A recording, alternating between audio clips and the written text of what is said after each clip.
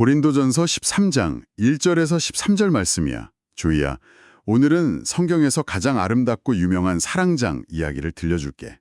바울 할아버지는 우리가 천사의 말을 하고 산을 옮길 만큼 엄청난 믿음이 있고 내 모든 것을 다 주어서 가난한 사람을 돕는다고 해도 사랑이 없으면 아무것도 아니라고 하셨어.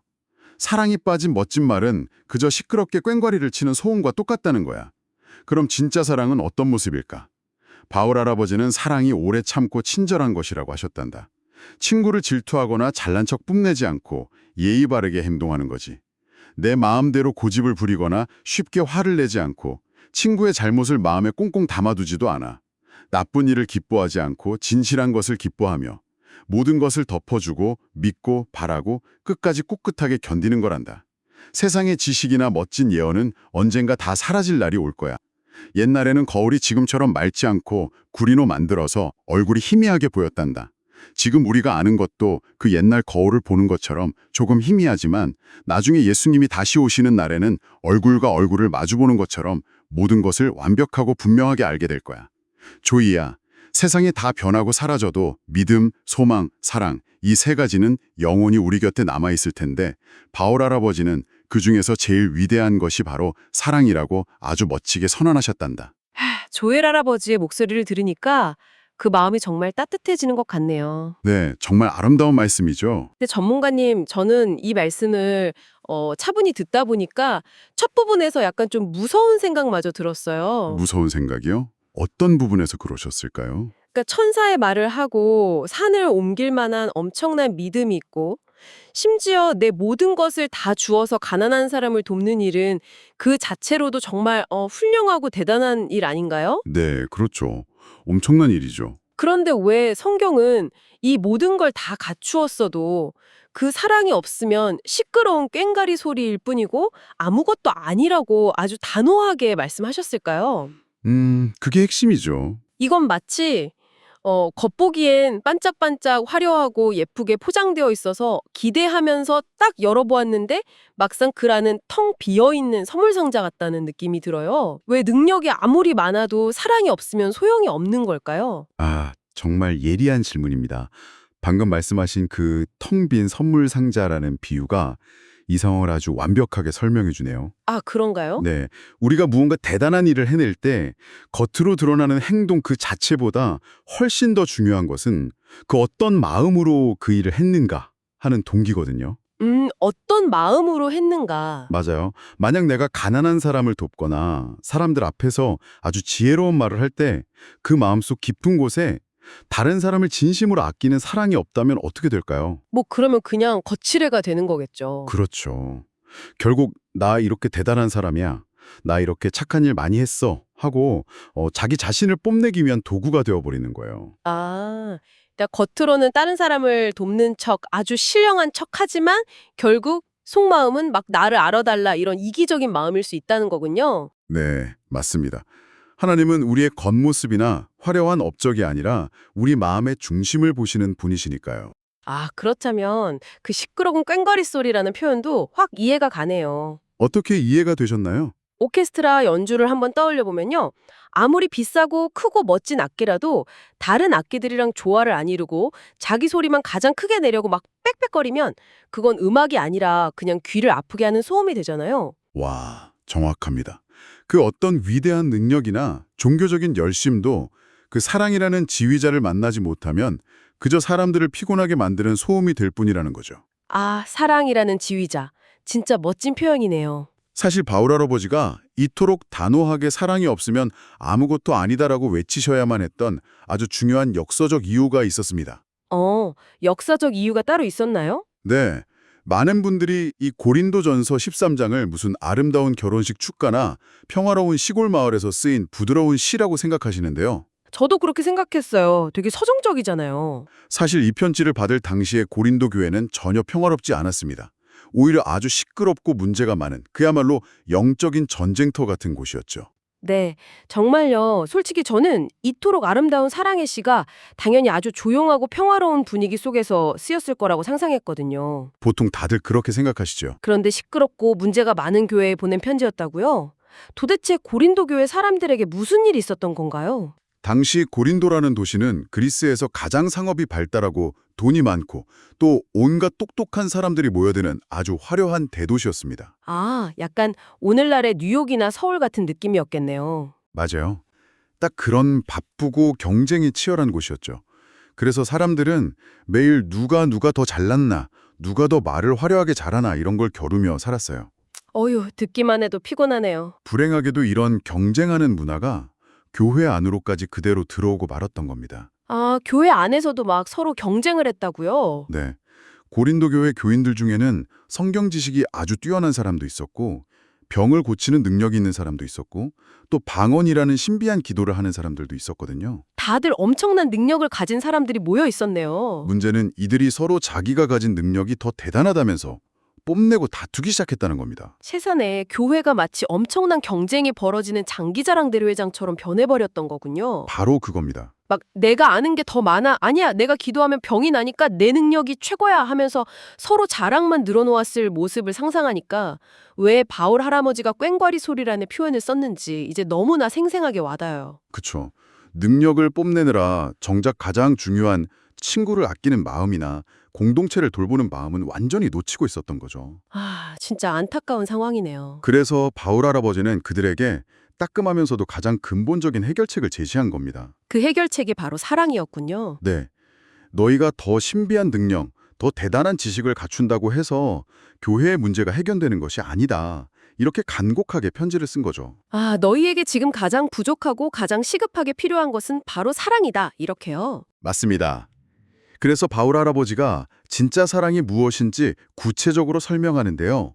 방금 낭독에서 들으신 대로 사랑은 오래 참는 것, 친절한 것, 뽐내지 않는 것, 화내지 않는 것입니다. 그런데 전문가님, 우리가 이 사랑이라는 단어를 일상생활에서 정말 많이 쓰잖아요. 그쵸, 아주 흔하게 쓰죠. 어린이들도 자기가 좋아하는 장난감을 보면서 나 이거 사랑해 이러기도 하고 기분이 좋을 때 부모님께 안기면서 사랑해요라고 말하잖아요. 네, 아주 예쁜 모습이죠. 보통 우리는 사랑을 기분이 달콤해지는 것 혹은 마음이 두근거리는 감정이라고 생각하는데요.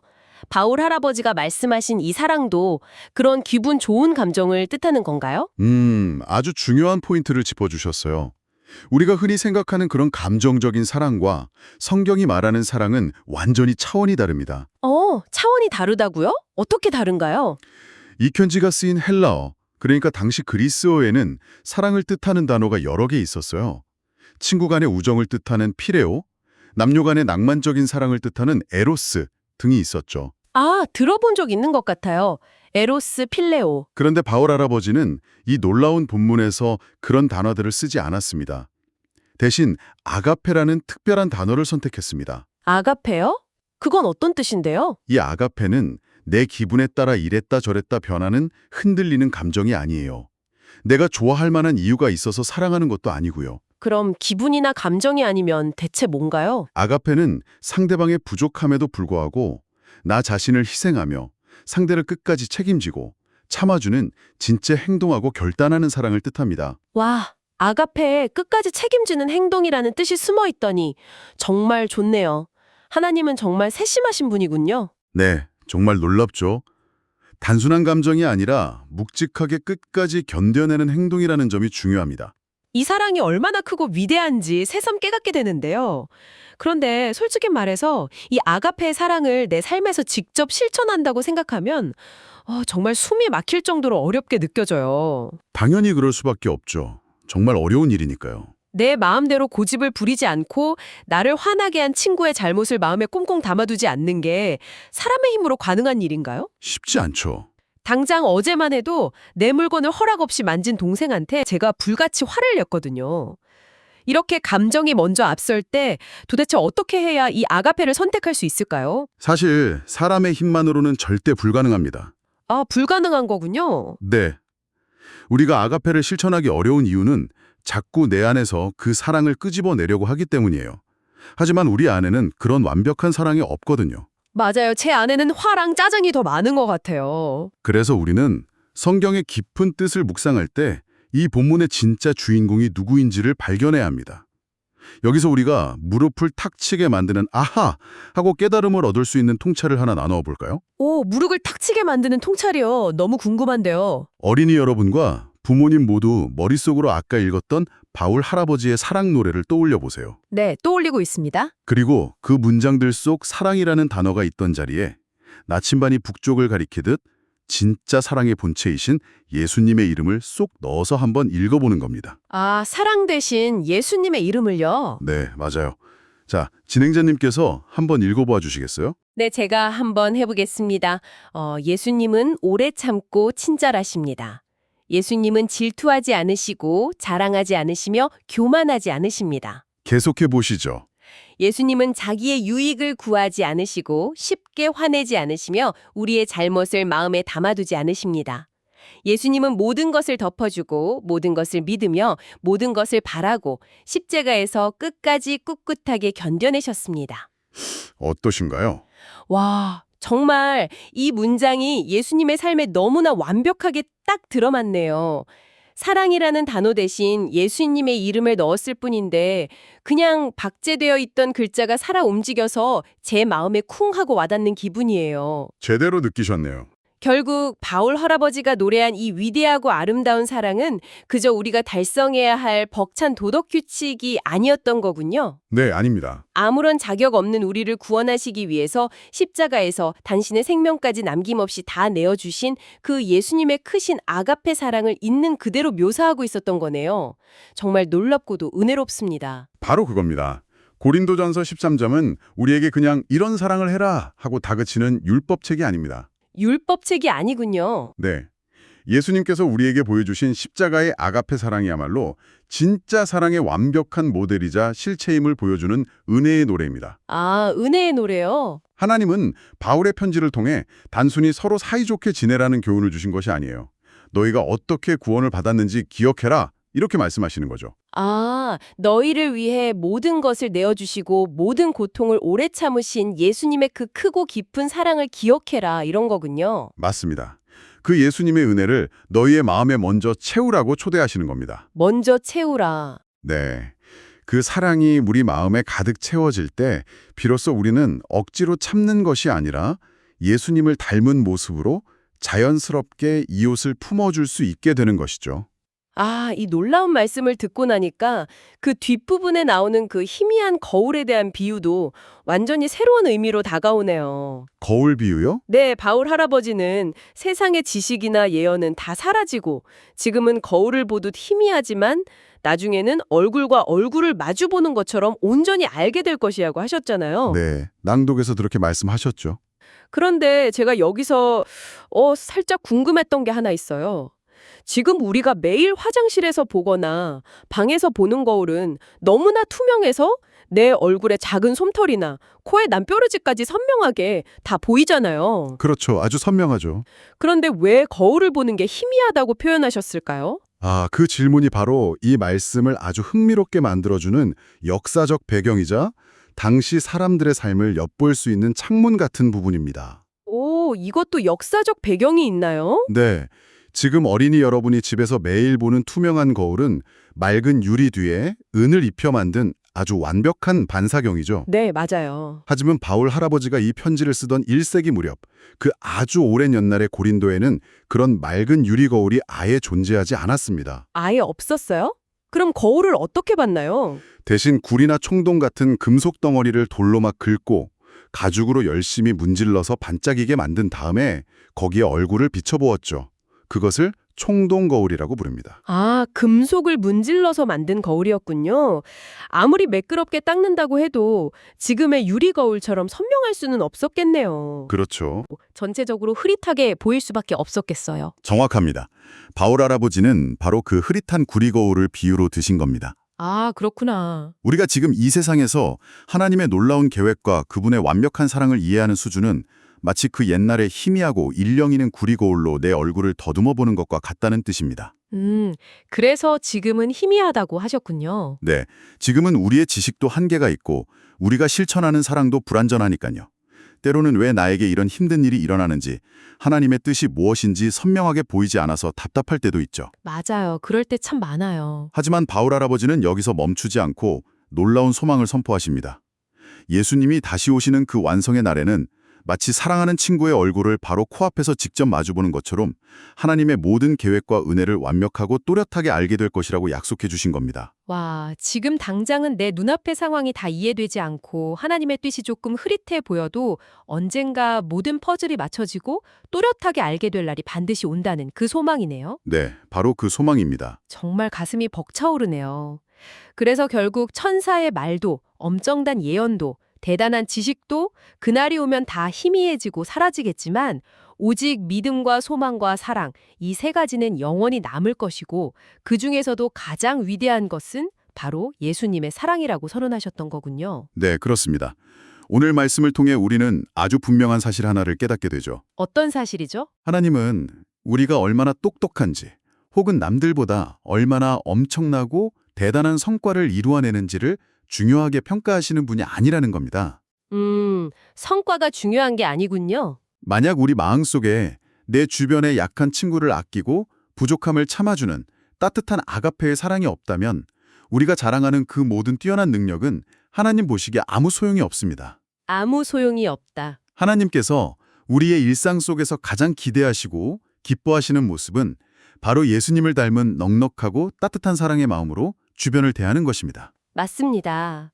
오늘 이 깊은 하나님의 말씀을 마음에 새기면서 우리의 일상을 돌아보게 되네요. 내 일상에 적용해보는 게 참 중요하죠. 사실 우리는 내가 가진 새 장난감이나 남들보다 조금 더 빨리 달리는 달리기 실력, 혹은 시험을 잘 본 것들을 친구들 앞에서 막 뽐내고 자랑하고 싶어 할 때가 참 많아요. 그렇죠. 누구나 그런 마음이 있죠. 반대로 친구랑 놀다가 블록 쌓기가 내 맘대로 안 되거나 작은 규칙 하나가 틀어지면 금방 짜증을 내고 화를 내기도 하고요. 친구가 나에게 한 작은 실수를 며칠 동안이나 마음에 꽁꽁 담아두고 막 믿게 쳐다볼 때도 있잖아요. 맞아요. 어른들도 그럴 때가 참 많습니다. 하지만 저는 오늘 말씀을 들으면서 제 삶을 돌아보고 굳게 다짐해 봅니다. 이제는 내가 가진 똑똑함이나 멋진 물건을 친구들 앞에서 자랑하며 뽐내지 않겠습니다. 참 귀한 다짐이네요. 무엇보다 아무 자격 없고 부족한 저를 끝까지 참아주시고 십자가에서 생명 다해 사랑해 주신 예수님의 그 은혜로운 아가페를 매일매일 기억해야겠어요. 아멘. 그래서 저도 친구가 실수했을 때 흉보거나 놀리지 않고 조용히 덮어주며 내 마음대로 되지 않을 때도 쉽게 화내지 않고 친절하게 기다려주는 그런 넉넉한 사랑의 어린이가 되기로 결단합니다. 이 깊고 넓은 하나님의 사랑을 배운 여러분은 오늘 무엇을 결심했나요? 세상에서 가장 위대한 사랑이신 하나님. 오늘 바울 아버지의 편지를 통해 진짜 사랑이 무엇인지 배우게 하셔서 감사합니다. 저는 사랑이 없으면서도 겉으로만 착한 척하고 제 마음대로 안 되면 금방 화를 내고 친구를 미워했어요. 저의 부족한 마음을 용서해 주세요. 저를 구원하시기 위해 십자가에서 모든 고통을 오래 참고 견뎌내신 예수님의 아가페 사랑을 제 마음속에 가득 채워주세요. 그래서 저도 예수님처럼 친구들에게 친절하고 잘못을 덮어주며 끝까지 믿어주는 따뜻한 사랑의 마음을 가지게 해주세요. 믿음, 소망, 사랑 중에 제일이신 예수님의 이름으로 기도합니다. 아멘. 조이야, 세상에서 제일 위대한 예수님의 사랑 이야기가 우리 조이의 마음을 아주 따뜻하게 만들어주었지. 혹시 고린도전서 14장에 나오는 바울 할아버지의 다음 이야기도 할아버지가 이어서 재미있게 들려줄까?